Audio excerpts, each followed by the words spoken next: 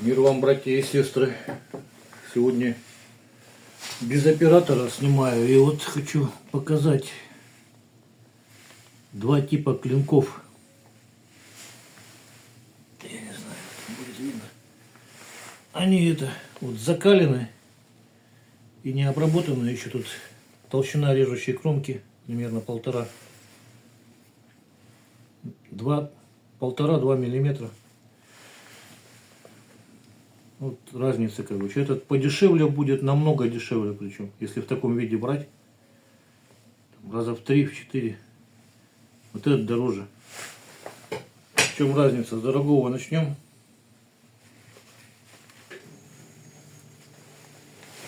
Так.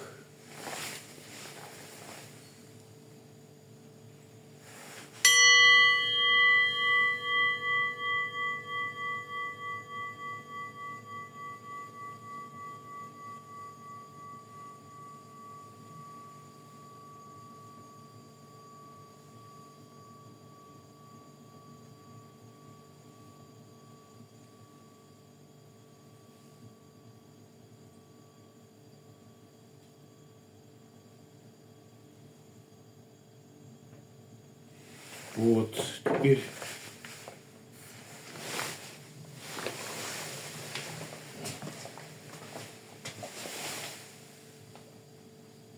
дорогой испытываю своим весом.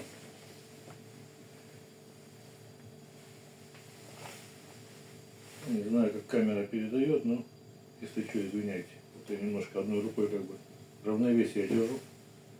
Даже вот пускаюсь своим весом давлю.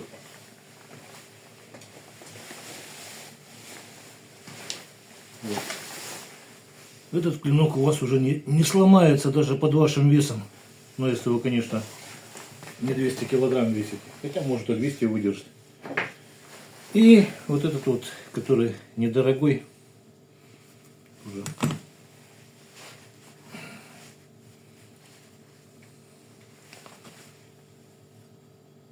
Относительно недорогой. Так вернее будет сказать. Дешевое я не делаю.